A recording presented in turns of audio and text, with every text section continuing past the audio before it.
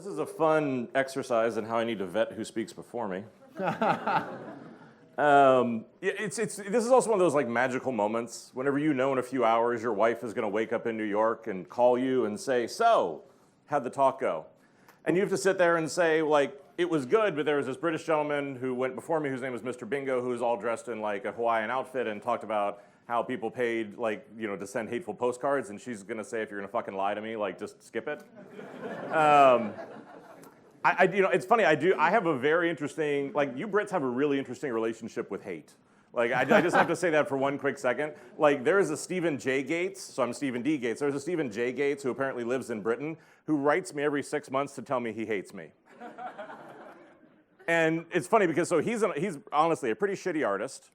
And apparently, like, multiple times a year, people call him up and get very excited. He thinks he's getting this huge job, only to, and whenever he shows up, they find out that he is not me. And then he then sends me an email about how much he hates me because apparently I've stolen his life.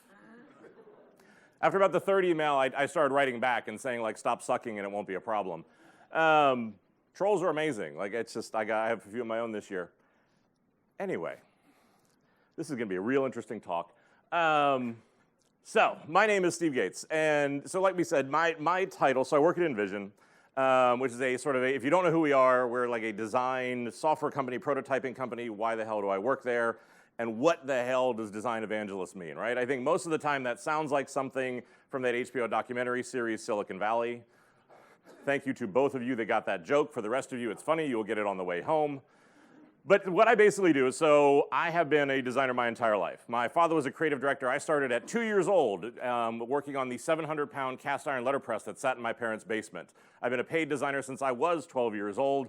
I worked for McCann Erickson, worked in advertising for about 15 years, confused all of my friends, went to go work and spent 9 years building the global brand design and innovation team at Starwood Hotels, building a lot of brands like that. Completely lost my mind, spent 3 years as the first global head of design in the 210-year history of Citibank. And so what happened was, whenever I decided I was going to leave Citi, I had a conversation with the CEO at InVision. If you ever get emails from Clark from InVision, he's a real guy, #1 question that I get asked. And he said, look, what do you think the world needs right now? And so the thing that I've sort of talked about for quite a while is I kind of feel like as creative people, we're in this moment where we can affect business in ways we haven't seen since the Industrial Revolution. The problem is that most of us cannot figure out how to break through. Most companies, and I give Max a lot of credit, because generally my rule is that if there is an event that has the word innovation in it, I'm not fucking speaking at it. Because there's a lot of people who sit around and either want to talk about how innovation is hard, no shit, or the fact that, like, you know, again, their bosses and their companies don't get it and they aren't sure what to do. So basically my mission is, instead of sitting around saying, look, this is hard, asking one simple question. Why is it that I work with companies on 5 different continents and speak multiple different languages that have multiple different cultures, yet everybody will describe the creative process in exactly the same way. They'll talk about how difficult their leadership and their clients are in exactly the same way. There is something going on here that we are not talking about. So that's what my work is. So what I do, most of the work that I do is travel around working as essentially part therapist and part interventionist to companies. Trust me, this is going to be a therapy session, right? Like circle of trust, fucker. Like this is going to be a lot of like smiling, nodding, stuff like that. Like if I can get British or Germans to laugh, I feel like it's a very successful talk. Especially Germans, like they are not good at emotions in groups. They really, like the first time you present there, you're like, oh my God, I bombed, and you get off stage like, you're hysterical. Like you people are weird. But that's the thing, right? So I work with very, very high maturity companies. So like a few weeks ago, sat down with all 1,500 designers at Amazon. I work with Google, I work with Nike. Like these really kind of big companies. And again, it's not a mystery when you want to talk about like why companies are successful. Jeff Bezos has our app on both of his phones because he's that involved in what's going on in design. But I also work with a lot of low maturity companies for leadership who ask really stupid questions like, what is the value of design and creativity? Right? So I think, you know, here's sort of, I want to start with the truth, because I think in all of my work, one of the things that I'm really known for and really enjoy doing is telling the truth. Like very recently, I sat down with a very large financial firm in the United States, and at the end of the day, you could tell they'd read a few too many books. They came to me and they said, Steve, you spent the day with us, what is our superpower? And I said, you don't want me to answer a stupid question like that. They're like, no, honestly, what's our superpower? And I said, if you want me to be honest, I said, your superpower is you're amazing at rationalizing mediocrity. Right, it pulls the air out of the room about like that did. Right, but that's the thing, is whenever you're a third party, and for us, we work with 100% of the world's Fortune 100 brands, I can get away with saying things that would be politically suicidal if you said it. But so here's what we did. is a few months ago, we released this study called The New Design Frontier. And a colleague of mine, Leah Bewley, led this work. And what we did is we said, look, we want to go out and really look at the data around what is the current state and impact of design and creativity on the industry right now. What is really going on? Because everyone will talk about where they're at. And so what we did is we developed a maturity model that has 12 different dimensions that we'll measure companies on. And so this is the world's largest look into this. There are other consultancies that have done this. This is about 75 to 77 times bigger. So we talked to 2,200 different companies in 23 industries and 77 different countries to really understand what is going on in the world today. And the numbers I find to be quite disturbing because there are 5 different levels of organizations. The lowest one is level 1, which is basically an executive will tell the entire company what it is you need to do, and everyone just simply makes it pretty, right? This is the death of anybody creative. The highest one, level 5, are visionaries, where this design and creativity is absolutely fundamental to the company. They do not know how to operate without it. Those are the unicorns that are extremely rare. So if you take these 2,200 different companies and map them across these 5 different levels, what you find out is that, I love when people laugh when they see this, right? It's not a surprise. 83% of the world's companies are stuck in the middle to bottom of maturity. Right? This is why, as creative people, there is this huge exodus that is going on right now. This is why we're going to write books about creativity and leadership and innovation until the world implodes, because, again, this is where it is we're at. But this, for me, is the other reason why I took this job, right? This is the first time I'm not a functioning designer or head of design or chief whatever, right? Because this is design and creativity and innovation having a moment. But if we cannot figure out how to break through as a business, we're going to continue to have a moment. And that moment is going to end and funding will go other places. And I think that is the huge challenge here. But the other part of this is that, again, a lot of the time I spend is with CEOs to also talk about, because the other part of this is that, look, I can tell you that if you compare low design and creative maturity companies versus high maturity companies, high maturity companies will ship their product about 5 times faster, about 6 times cheaper, and their company valuation is about 26 times higher. So again, this ridiculous conversation about what is the business value of designing and creativity has got to stop. And so again, if you're interested in this, it's about a 47-page report, lots of charts, lots of graphs. It has spider charts, so you can take it quite seriously, because apparently you can't do a study without a spider chart and have anybody take it seriously. But designbetter.com is a website where I think, for us as a company, we invest more in the industry and talking about creativity than probably anybody else. And so there's a lot of books, a lot of really good articles there.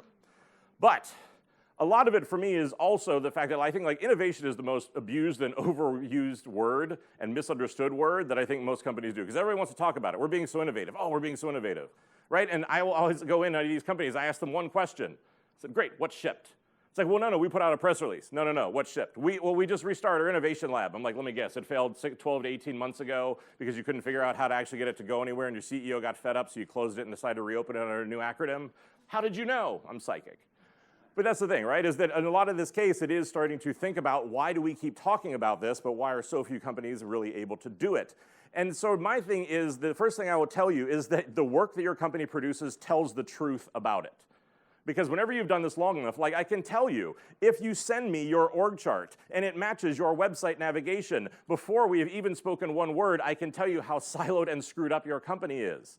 That's the thing. The work is a direct product of how healthy and how creative your team is. I love all the people that are shifting in their seats and already starting to smile because you know that I'm right. Right? This is where shipping the org comes from. But a lot of it for me is the fact that we need to wake up and start to think about the fact that we need to invest in cultural and emotional innovation with the same cadence and with the same level of investment that we continue to invest in product innovation. Because here's the misnomer a lot of companies seem to think, is that somehow if our work gets better, right? If our velocity goes up, if we get new methodologies, if we do these other things, then our culture will get better, our people will get happier, we're going to become more creative, everything will get better, right? Which is completely not the way that it works. Because again, this is the way that it works. This is why whenever Harvard Business just released a study, 84% of people just show up to work. Just show up, right? Are not passionate about it, are not invested in it. But that's the thing. If you want the work to get better, then again, you have to invest in your culture and your people.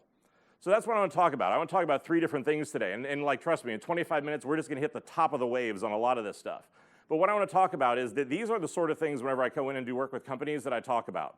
One is cognitive bias. And this is what are the psychological trends that keep everybody from being more creative. I'm going to talk about pink elephants, which are what are the things in all of your cultures that will help and often really prevent more innovation. And then we're going to talk about trust, which I think is sort of the center of all of this stuff. The cognitive bias, and look, I know it's early and nobody's like, yay, psychology. But here's the thing, right, thank you. The coffee's kicking in, and I think Mr. Bingo used up all the energy, so it's good. But look, like cognitive bias, because in many cases, that's what I said, is I wanted to go out and start to look at and study why is it whenever we go around the world that so many people will describe creativity, will describe their frustrations, will describe the challenges they have with other people exactly the same way. And like I said, it is not a cultural condition, it is a human condition. And as you go out and study psychology and sociology, you're gonna see that depending on who you talk to, there are about 12 different biases that will exist. And so again, like I said, a short amount of time, so we're just gonna focus on 2 today, confirmation bias and projection bias. Now confirmation bias is a really interesting one, because what confirmation bias is that essentially what we do is there's the unconscious act that we just want to surround ourselves with people who look like us, who think like us, and who act like us, right? Like social media every day is an absolute referendum on this. Because what is it? If people do not agree with your political views, if they don't agree with your views on religion, on other things like that, this is why social media channels have the mute button, right? Because it's like for everybody who doesn't quite have the spine to be able to defriend somebody or unfollow them, but at the same point, I'm really tired of what it is they're posting. But that's the thing, is that we do this all the time. But as you look at it for teams in creativity, it gets so much worse. Because what you'll see is, what we tend to do is we will surround ourselves with people who agree with us, who tell us we're great, who tell us our ideas are fantastic. And it's really interesting because there have been multiple times whenever I'll do this, and I'll talk about this.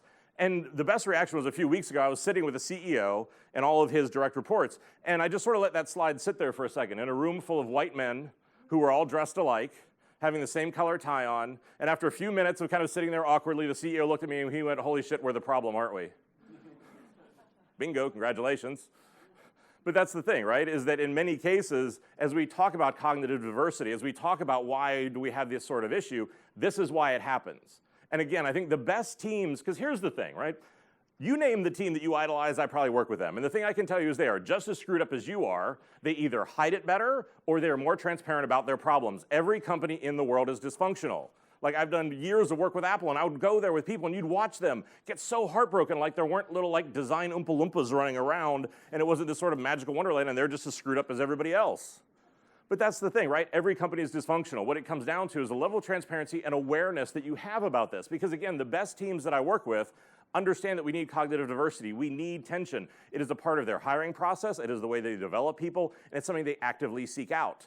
The teams that have the most mental homogeny are the ones that struggle because, again, everybody sits around and has the same thought.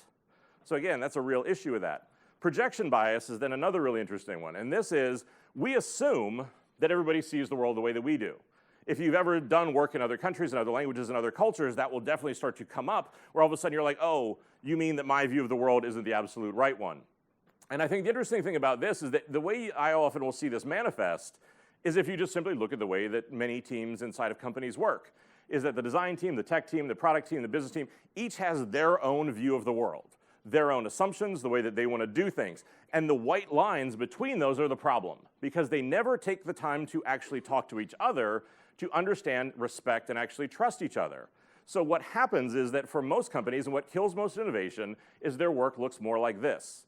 It is this endless war to figure out who is right. Is design right? Is technology right? Like I said, it's okay to laugh, circle of trust. But that's the thing, is that what they're doing is they're trying to figure out who's right.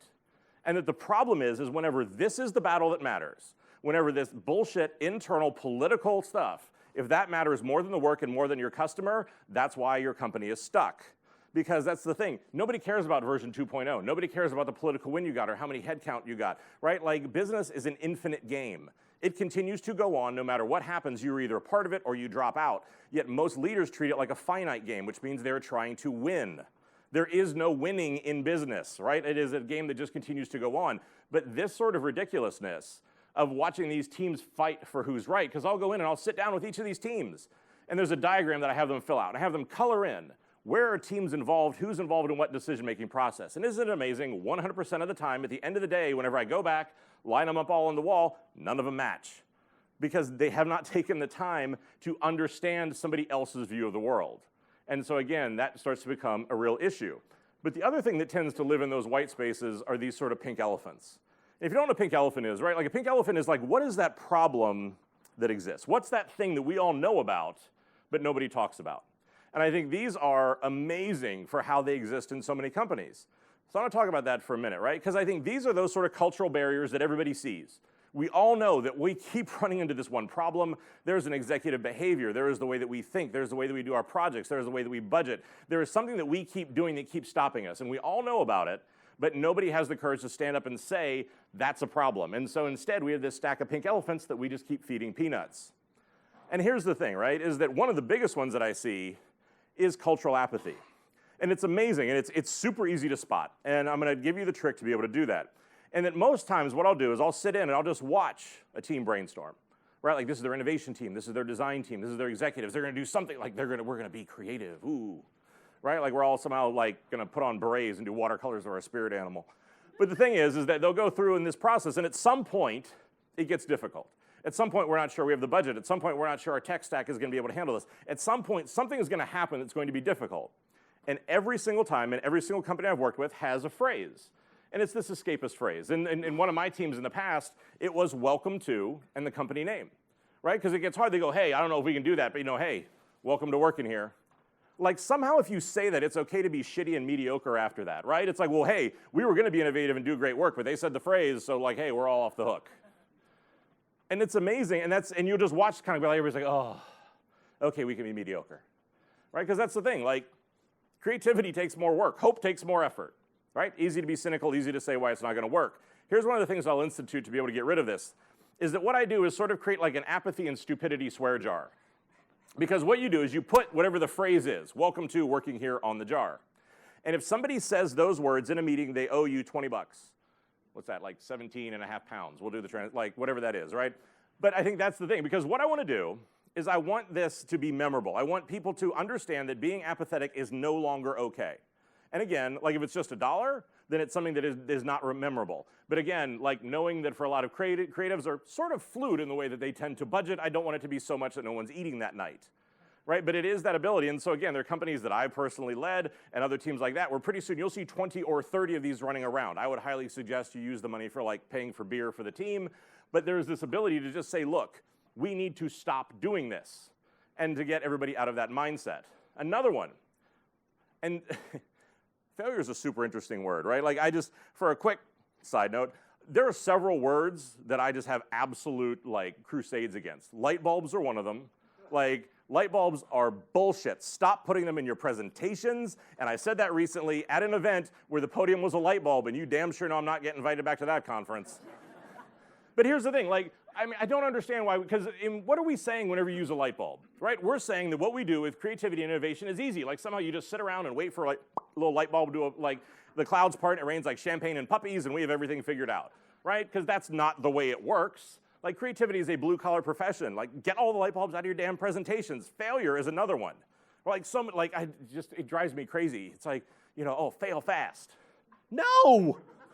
Right? Like failure is a bad end state. Like that is not some place that you want to end up, right? It's the same thing like whenever I go in, every startup in the world has that Facebook poster. It's like move fast and break things, right? Like, ooh, so rebellious. What they miss is if you actually ever worked with Facebook, how 2 weeks later another poster got put on top of that said slow down and fix your shit, right? But failure is one of these things. Like failure is not what you want. Because what failure is badly positioned learning, right? Learning is what we want. Learning is what we want to continue to do. Failure is whenever you actually don't share, whenever you don't learn, whenever you don't evolve and iterate, you fail, right? And so one of the things for me is, again, if this is something you need to expose, especially whenever I work in financial sectors or things like that, everything, like, it has to be home run, it has to be perfect, we have to be fantastic. That's not the way innovation works. Right, like if you want to launch something innovative, I hate to break it to you, there are two things that are going to happen. One, you're going to need to learn along the way, and two, you are probably not going to know where you're going to end up whenever you start. Both of those will have executives break out in hives. But so here's one of the things that I'll tell you to do. I do this thing called the belly flop of the week. And what that is whenever you have your one big team meeting, it can be once a week, once a month, whatever it is. What I've done in the past is I would give a bottle of champagne to the person who would stand up and admit that they screwed up the biggest and what they learned from it. Right? Because I had to make it okay, culturally okay, for us to have these conversations, that it was only failure if you hit it, if we didn't talk about it, and if we didn't learn from it. That was failing, and that was not okay. But again, to get people to actually be excited to come in and talk about what they screwed up that week is just an amazing sort of thing to be that freeing and to be able to have that sort of conversation. But again, we need to figure out how do we take on these cultural barriers that sit right in front of us all the time. Another one around this is also just simply the team mentality. It's amazing to me because like we invest endlessly in like processes and methodologies and designs, like all this stuff. We legislate more and more and more of this sort of stuff. But at no point does anybody ever really think about like, how do we actually define our team mentality? How do we show up for each other? What are the rules and what's the agreed social contract that we all have about what our mental state is going to be? And so again, I personally think that mission statements and a lot of company values and principles just simply do not work. Right? They sound really good, they look great on a slide if you're board of directors, but whenever you show up and you actually will talk to people whenever they're doing work and say, how does this apply to your work? You get a whole lot of crickets and blank stares. And so again, the ability to do what I'll often call like team behaviors. Because what I want to do is I want to sit down with all the teams that do this sort of work and get them to agree on how do we show up every day. None of this is rocket science. None of this is something where you're like, oh my God, I've never thought of that before. Right? But what are simple things? Like, again, if I have a projection bias problem, we all agree that we put the customer at the center of our work. They should be our source of truth, not us fighting with each other about which one of us is right. But what this does is that whenever leadership is not in the room, whenever your team is together and they have a problem, we can all say, look, we agreed to this, and we can hold each other accountable to it. Because without that, what happens is the team either gets run over by bad behavior, or someone is forced to basically be the company asshole saying, look, guys, we should be doing this. Neither of which are outcomes that you really want. Another one, again, like invite diverse perspectives to the table. One of the most vilified groups in every innovation work that I've ever seen is like legal. But again, if you look at how is legal treated, we go through, we have a brief, we come up with a whole bunch of ideas, we do a brainstorm, we do some prototypes, we do some high fidelity mock-ups, we show it to an executive who gets very excited. We start to actually do that. We work with tech, we start to build it, and then at some point somebody goes, oh, did we show it to legal? Right? And then at that point, of course, they either can say yes or no, not a great position to be in. But again, take advantage of the basic human psychology that people will support what they are a part of. Again, as opposed to just simply saying, like, you know, are you going to be able to do this, yes or no? Put them on the train. Sometimes you have to do it through shock and awe, grab them, jump off the cliff, because again, not everybody signs up for that. Because again, what you have to remember, and we've talked about it over the last day and this morning as well, everybody's creative. Most people just forgot, right? Like we're the kids that survived, right? We're the ones who didn't listen too well. But everybody's creative, so you can get them back to that state.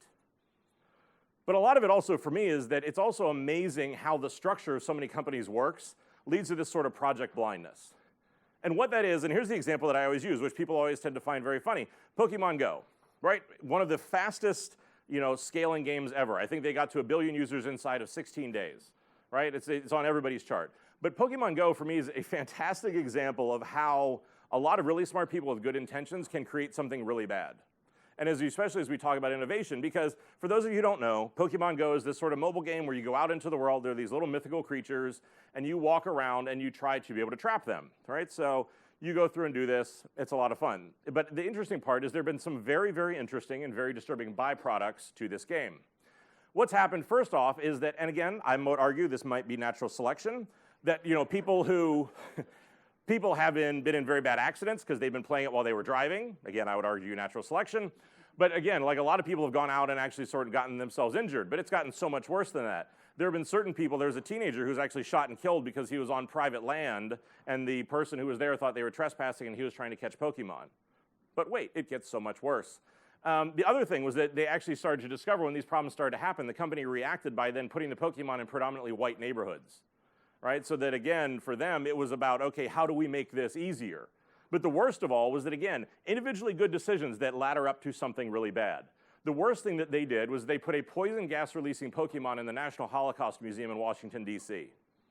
Right? So no, I do not think that somebody made this decision to say this is something we should do. Right? What it is that in many cases what probably happened is there's a lot of different teams that are responsible for a lot of different things, and what happened was that the silos that kept them apart kept them from seeing how badly, whenever this whole thing comes together, it can actually manifest itself. Right? So the location team never said, you know what, there are some locations where we should not do certain things. So again, individually good decisions that collectively come together to create something that's not very good. And I think, you know, another big part of this is also whenever you look at it, and this is one of the biggest problems that I see in many cases, is as you look at leadership and the teams and the work they produce, in many cases, it's also the fact that there is no real trust that actually exists with these teams, right? Everyone is individually concerned about what they do, but again, is very distrustful of other teams. And so I think that's sort of the last thing that I want to talk about, because I think trust is very interesting. And I think most people do not actually understand what trust is. Because for most people, what they don't necessarily understand is that this is the heart Again, you can have all the process, all the new tools, all the things like that. If your teams do not trust each other or if they have the wrong kind of trust, your work is not going to improve. It is just simply the bottom line, right? And so I think whenever you look at trust, there are actually two different types of it.